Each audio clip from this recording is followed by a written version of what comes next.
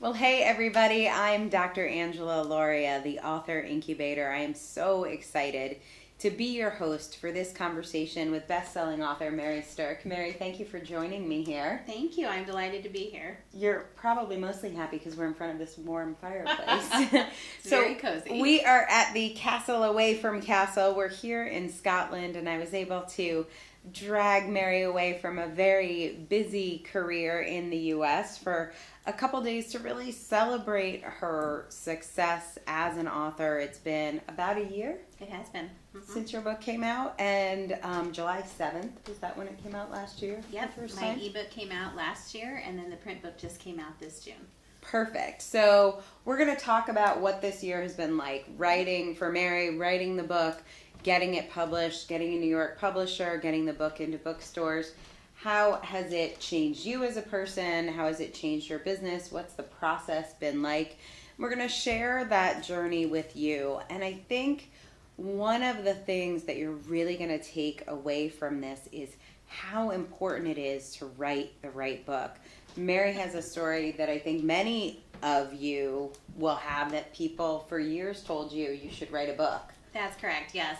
I had a lot of feedback that I should write a book that was connected to my own story and my own journey, which is really one of going from welfare to wealth management. And that's a very inspirational title, and it's an inspirational topic. But ultimately, after talking to you, I realized that that probably is a book for a later time. That wasn't the right message for what I was trying to do with the book that I wanted to write now. And so surprising, we're going to get into this even more in a minute, but like so surprising if people for years have told you have to write that story, Yes. You have to write that story. Because for sure, Are You Ready to Pull the Retirement Trigger is not Inspirational. welfare to wealth management. It is not that book, but don't worry, Right. coming soon. So we'll talk about that. You're also, if you hang in there, you're going to hear a Thai talk that Mary is giving here in Scotland, or that she gave here in Scotland. Mary, what's the name of your talk? The talk is called The Surprising Truth About Retirement Money. Nice. So hang on. We're going to talk in this conversation really about the book writing process and Mary's book journey, but I also want you to get a taste of Mary and her work. And so if you hang on till the end of this recording, you will see an amazing and inspirational speech from here in Scotland at the castle. So hang in there. But I want to dig back into where you were before you wrote your book. You obviously, tell us a little bit about your background. You have a successful business. I do. I own a financial planning firm in South Dakota, and we have branches around the Midwest, and have really grown to be one of the largest independent financial firms in the Midwest, which is very exciting, especially being a woman in primarily a male-dominated industry. The process that we work with clients in is very different. We are a fiduciary for people. We do holistic planning, and that's very different than how a lot of financial firms work. And so when I met you and realized the way that your process works, I knew that there was a lot of continuity there in terms of looking at the bigger picture and creating a message that had a lot of impact for people. So interesting. So let's go back even further. And how did you come to own this firm? Tell people a little bit about the welfare to wealth management story of Mary Sterk that everyone loves to hear. Well, by the time I was 19 years old, I was already a divorced single mother of 2 children under 2 years old. And we lived in a low-rent apartment complex, and I literally was buying my groceries with food stamps. And I looked around me and realized that in order to dig myself out of that hole, I really needed to learn how money worked. Because I didn't want to let the fact that I had been a pregnant teenager dictate the rest of my life. And I didn't want to be that statistic. So I decided to go back to school, and I spent my days at my minimum wage job and my nights with my nose in a book. And I think I was tired for about 5 years. Right. And taking care of your kids alone. Right. Wow. Yes. And so the big money lesson that I learned from that experience is that the truth about money is that it buys you choices. And to create a better future, you really need to align the money that you have with the life that you want to live. And that ultimately has defined how I work with clients and why I'm such a believer in holistic planning. So I didn't set out with the intent of becoming a financial planner. I set out with the intent of learning how money worked.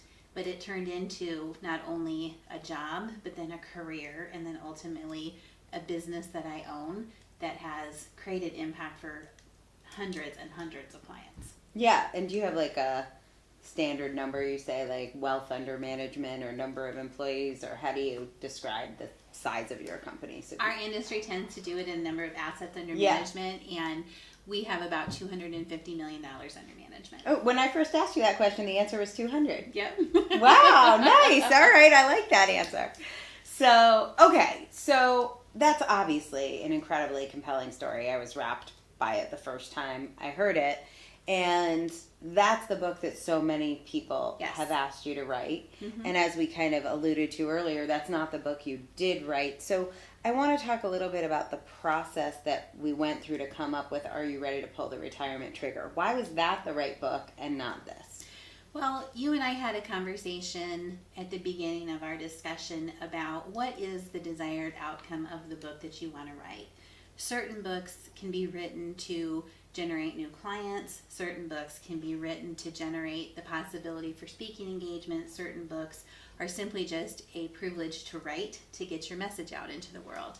And after really thinking about that, I realized that my primary goal at this point in time was to write a book that would help people move along the journey with their retirement planning, but also would ultimately be a magnet to bring the right people in to connect with me and my business. And while the story of Welfare to Wealth Management is very inspirational, what I want to do with this book is connecting with clients who have built their own level of wealth that we can help determine if they are at the point to confidently pull the retirement trigger. So that shifted my framework of the type of book I wanted to write, because I was trying to hit the right audience and the right message at the right time for my business. Yeah. I actually remember when we were talking about that, I imagined myself as like a guy on a yacht that was like, it wasn't my yacht necessarily, but I was like renting it for the week. I owned 3 businesses. They were 7-figure businesses. I had a couple $1 million that I was ready to invest. And I'm thinking, he's not reading Welfare to Wealth Management.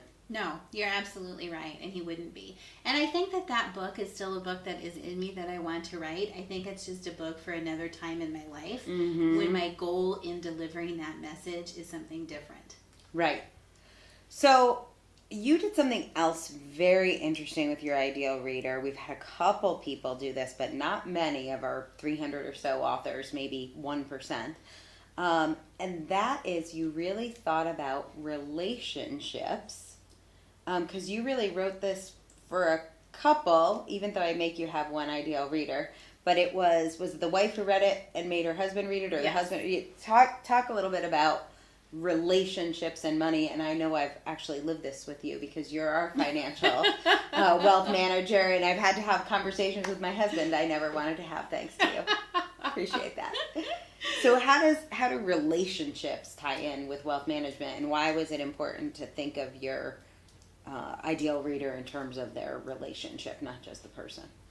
Well, the 24 years that I've had in this industry has helped me create a really keen sense of awareness of the fact that transition points in life create paradigm shifts around money. And anytime you have a shift in your life, or anytime you have a transition point, whatever your main relationships are that are connected to you are going to be impacted by that. And so retirement absolutely is a big transition point. Career change is a big transition point. Marriage is a big transition point. And so in order to really dial into what you want your money to be doing for you at a certain point in life, what you want the purpose of that money to be right now, you have to understand where you are, but also how it impacts the dynamics of all the relationships around you. And that's part of the emotional readiness that I talk about in the book, and part of I think a huge concept that people oftentimes ignore when it comes to planning for their retirement. Yeah, I know when I read your book, even as you were writing it, I was expecting it to be, one chapter on mutual funds and one chapter on stocks and one chapter on amortization tables. And really, like, not that investing isn't a big part of it, because it's a part of the book, but there's so much Right. more Really, to it. the whole planning for retirement is about so much more than just the money. And unfortunately, in our industry, most financial experts only want to talk to you about your portfolio. Mm-hmm. But the truth of it is, you are more than just your balance sheet. So your plan needs to be about something bigger than just the sum of your portfolio. Yeah.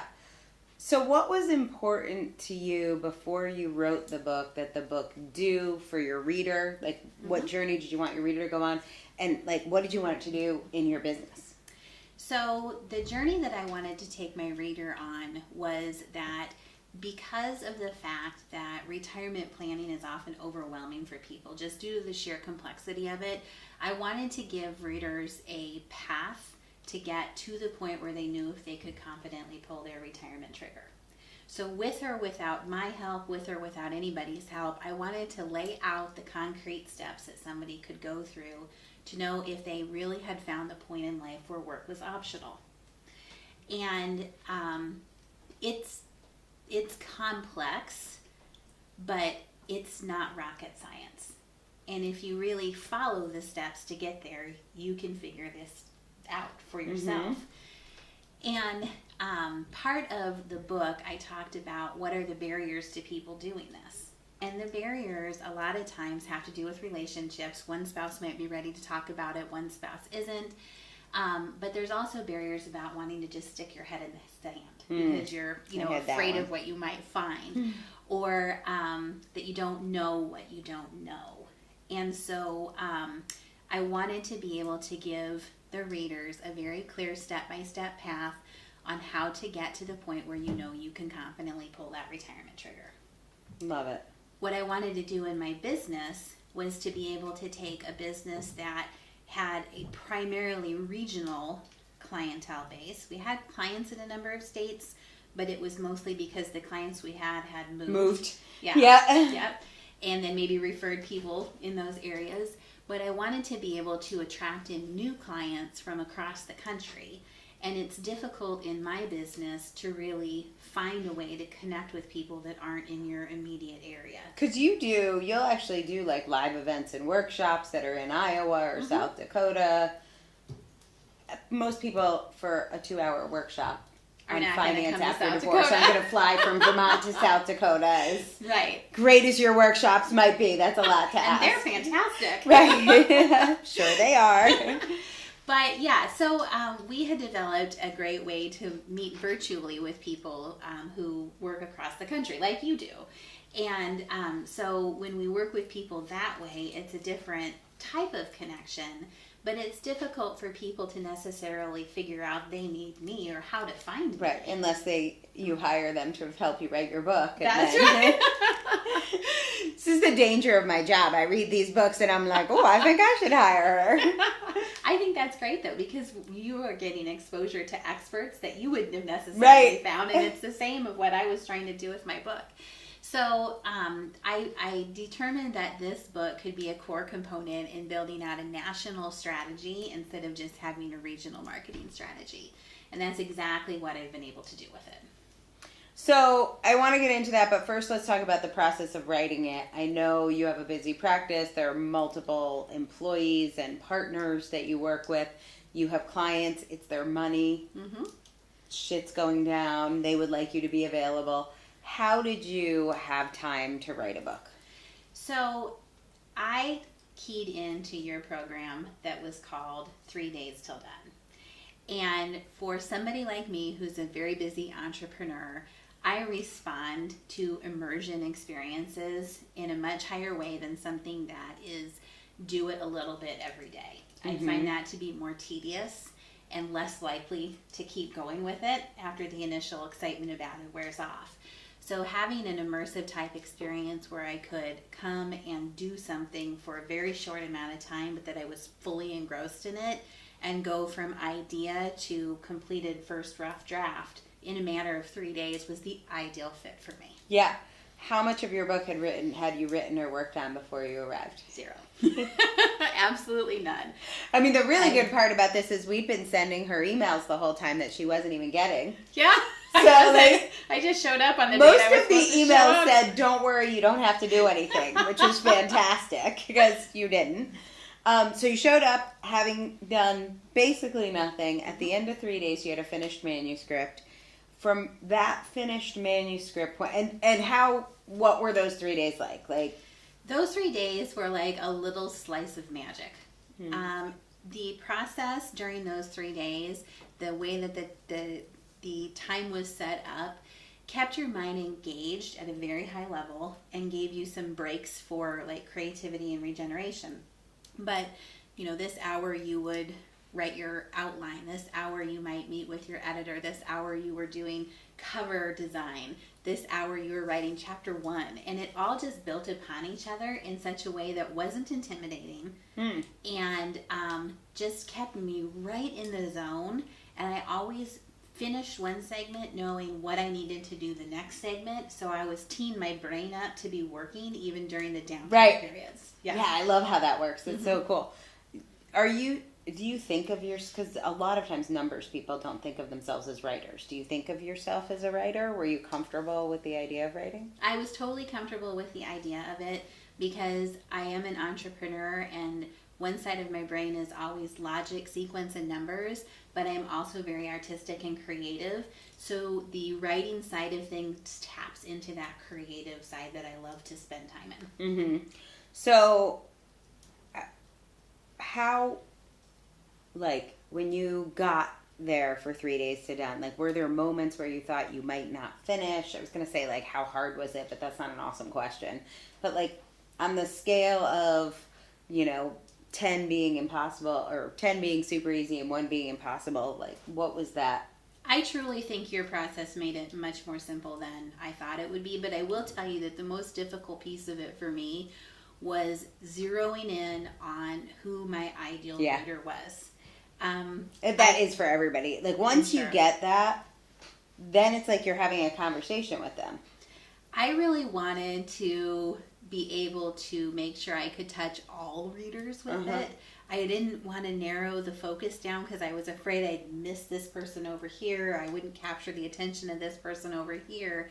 But by writing it in such a way that I was really clear about who that ideal couple was, then it made the message of the book very impactful. And in my book, I also have every chapter is at least a story about somebody that I've worked with and what we have been able to connect in with their planning or what they learned through planning. And doing it that way really helped people recognize themselves inside of the planning and say, oh, that's me. Yep, no, I want that. Yeah, I love that. So then it was about another 8 weeks after the event that you spent editing, getting your book ready to have the ebook published. Again, still running a super busy business, nothing calmed down. How was that to finish that? So that was interesting. Most people say that's harder. It definitely requires a different level of focus. So I immediately went home and I blocked out time in my calendar for the next 2 months. And if I wouldn't have done it that way, it wouldn't have happened. I said to do that, but not everybody does. I listened. Thank you. I followed my directions and I'm so glad that I did. Yeah. Because then I knew that I always had that time set aside to make sure I was taking the next step in the book. And I made it a priority because I wanted the end result, which ultimately was to build out more of a national presence. So it was worth it to me to do it. And your process really helped me stay engaged with it. And I think we just chugged right along with how we needed to be and where we needed to be each time. Yeah, you were like always on it, but a lot of people tell me it feels warm and cozy at the author castle for 3 days, and then they leave and it's like, oh, now it's harder. Like, can we just do all the editing and all the other steps, but we can't really just do them? No, I was glad I back and had forth. time to let my brain percolate on things, though, because there were a few things that I added into it after the fact. You know, after the first rough draft was done, You a had to few get things some that I permissions. fine-tuned. Yeah. In my industry, compliance is a big issue. So not only did I have to finish the manuscript, but then I had to get compliance approval in order to be able to Publish print it and publish not it. lose your license, things like Yeah. that. Yep.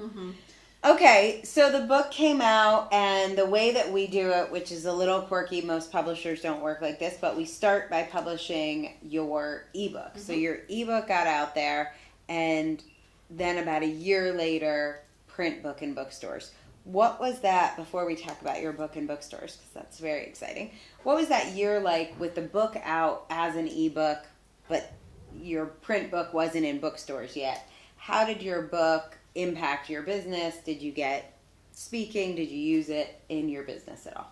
So the first thing I will say is that the EBook launch, I would imagine just like a print book launch, can be as exciting and as publicized as you're willing to make it.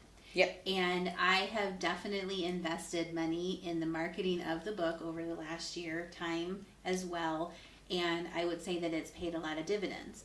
So I intentionally went into it saying the ebook is going to be out now and the print book will come out, this time later. So it wasn't a surprise to anybody that followed me that was the progression of it. And I think, in my opinion, it also gave my book a longer shelf life. Totally. That's why Right. I do it, because it's Yeah. like you get two big launches out of it. at-bats. Yeah, exactly, Yes. instead of one. Yep. And the interesting thing about it was that the ebook coming out first put me in a position to really learn a lot more skills about digital marketing. Oh. And that's not something that I really knew a lot about before I started working with you. So the financial industry is a little backwards in that respect because most advisors don't, or even sometimes can't, use digital marketing as a way to expand their businesses. And so we have a few avenues that we can do that. And so being able to tie into them in the ways that I learned through you and work with compliance to be able to utilize them, marrying those things up, took some time and effort, but ultimately we were able to get it done and build out marketing strategies surrounding that are different than what I see most people Other doing people inside in the of our industry doing. Yeah. So that whole concept of blue ocean, red ocean, in my industry, digital marketing for financial advising and being able to work with a planner who's at a distance, that's a blue ocean. Huh. That's handy. It is. So has your, over the course of the last year, have you added, you've got at least one non-regional client, but have you added other non-regional clients? We absolutely have. We have clients from Washington, D.C. to California to Colorado to Florida. And then we also have added new clients within our local region who read the book and then decided that we were the advisor of choice. Mm-hmm. So there has absolutely been success in growing our client base with that. And I think that's just going to continue. How has it changed you? Is there a way that you feel different? Or is there a way, like, have you been invited to panels or to speak? Or what's the impact it's made on you? From a professional standpoint, I think it's made an impact of clear advancement of credibility, right? So if you are writing a book and it becomes a best-selling book, that is generally accepted to mean you know what you're talking about and your book is really good. And so that's a step above a lot of what the competition can do. In our local area, a lot of times we'll try something from a marketing perspective, then I see other firms follow Doing suit. it, yeah. And I was kind of laughing about this one, saying, well, good luck with writing a book. Yeah, that's a handy, yeah, and not many people are able to pull that off. Right. So that was kind of an obvious differentiator. I've also had a lot of opportunity to speak for some different things. I've done some television interviews. I've done some podcast interviews. And the furthest reaching one actually was very surprising. I was invited to write an article for the European Review. which I think is fascinating considering the fact that retirement planning in the United States is It's completely different. different than it is everywhere else. So Did they reach out to you? they did. Yeah. Nice. They did, and it was as a result of finding the book. So Okay. Very recently, your book gets into bookstores. You were picked up last year by a traditional New York publisher, paid in advance, dealt with all of the shenanigans of dealing with a publisher, and now your book is on bookstore shelves all around the U.S. and Canada. What has that been like? I can't even begin to tell you what a thrill it was when I walked into Barnes & Noble and there was my book on the shelf. And that's because Barnes & Noble has always been my favorite store. Totally mine. So, I set aside time on weekends to go get a cup of coffee there and buy books. My company credit card is a credit card that has rewards on it, and the rewards are gift cards to Barnes & Noble. So Nice. I am a book junkie. There's no doubt about it. So to actually have my book sitting on the shelves of that brick and mortar bookstore was a massive thrill. Beyond that, though, I was able to connect with them to actually do a book signing there. And so they were amazing to work with. We had books at the front entrance. We had signs at the parking lot entrance. I was there for a couple of hours signing books. We had a great turnout. Did you recruit people to come to it? We did recruit some people to come to it, and we had kind of an even mix of people. So people that we tried to get there, and then people that had heard about it and also came. Nice. So I was thrilled with that. And here's one of the most interesting things about it is I did ask people at the book signing where they heard about it. And people came from different areas that we were marketing to. So some people came because they listened to our radio show. Some people came because they listened to the podcast, which our radio show translates to. Some people came from our Facebook marketing with it. So it was really interesting that at least one person came from every major source of marketing that we try to do, and that was very rewarding. Because really to create action with people that's going to get them off of the couch on a Saturday afternoon to go to the bookstore to buy a book that they can buy on Amazon. Right. That's like a major feat, right? And so each of those areas of marketing contributed in their own way to getting somebody there, and I thought that was very exciting. That is, and like the truth is, they came to meet you. Yes. And it's a totally different relationship with your financial advisor if your financial advisor calls you 10 times and asks to have an appointment at your house at 6:30 and you're sort of dreading it than if you get up on a weekend and drive across the state to go meet somebody, who you haven't even hired yet. We even had some clients who came to buy the book, even though I had given many of my clients the book for free. So one person that already had it even came to buy another copy just to be supportive, which I thought was so kind. Awesome. And she brought some friends with her that she introduced me to. So those were some new relationships that I was able to begin to develop as a result of it. So just the kind of supportiveness of this was fantastic. But it's a unique thing, right? Doing a book signing at a major bookstore is not something that happens every day. It's not even something that most people know somebody that has ever even done that. So the uniqueness of it, I think, is a fantastic thing to be able to point to. Was that hard to set up? Did you just talk to the manager? Were they totally open to it? They were totally open to it. We had a great team. They were very responsive to us. And one of the things that we decided to do to make the book signing fun was to buy all of the book purchasers a cup of coffee on me. So we made up little coupons that they could go get a cup of coffee at the coffee shop that's right there in the store if they bought the book. And that was kind of fun. And then we made up some bookmarks that we put in the book that were how to contact us if they wanted to talk further. So we were able to really personalize it that way. Love it. Are there any plans to do more of those at other bookstores? They actually invited me to come back around the holidays. And they said that their traffic would be higher around the holidays than in the summer. And they thought that would be great. So I was all for nice. it. And I do travel quite a bit for work, for conferences and things like that. And so my thought is to look ahead at my schedule and see if there are bookstores in the areas I'm going to travel to that I can stop in and do a signing at. There is not one here in Scotland, just for the record. You can't stop here. That's okay. I'll have to go somewhere else. Perfect. That's all right. I know you have enough books here, so we'll all be reading tonight by the fire. If somebody has a business that is regional, they're thinking they want to grow it nationally, and they're thinking about it as a book as a strategy, is there any advice you would give them? Absolutely. So first of all, I think a book as a strategy to increase your national presence is a fantastic idea. Depending on your topic, I think that I've learned you have to pair it with some other things in order to gain traction though. So I've been able to take pieces of the book and translate it into smaller bite-sized material that can grab attention. Because sometimes a book may take people quite a while to read. So there's a significant amount of time from like their first point of contact with you until they're ready to engage in business. So having something that's a smaller amount of material to digest, which is either part of or an excerpt from the book, might create that revenue or that relationship to build faster. Great advice, great advice.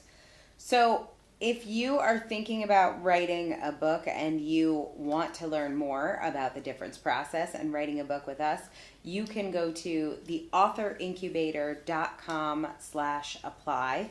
If somebody's thinking about working with us, thoughts on what that experience is like or any advice you'd give them? I think that I would say two things about this. First of all, my experience with your company was fantastic. So Except for those draft emails. We won't worry about that. Okay, thank you. It all got done.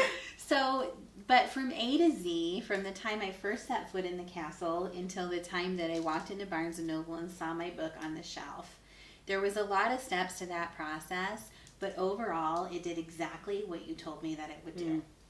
And so there are not a lot of companies who deliver on what they promise. And so that's the one thing I would want people hearing this to understand is you do that. And I think that's really important. The second thing about that, though, is part of the process working is the commitment to making sure you're engaging in all of the steps that you're asked to engage in. So learning how to do some of that marketing, making sure you're getting things back to your editor on time, following up with bookstores to, create the book signing. Those things just don't magically happen by themselves. So I feel like it's a very true partnership between the companies that have to come together. And if you're doing what you say you're going to do and I'm doing what I say I'm going to do, that's where the magic happens. Yeah, totally agree. Could not agree more. Mary Sterk is the best-selling author of Are You Ready to Pull the Retirement Trigger? You can get that at Barnes & Noble, at Amazon, or where fine books are sold anywhere. So exciting. Thank you for joining us. Congratulations on being one of our authors of the month. And thank you guys for tuning in and hearing more about Mary's story and how she used a book to grow her regional business to a national business. Maybe that's something you have in mind. You can check out the application at theauthorincubator.com/apply.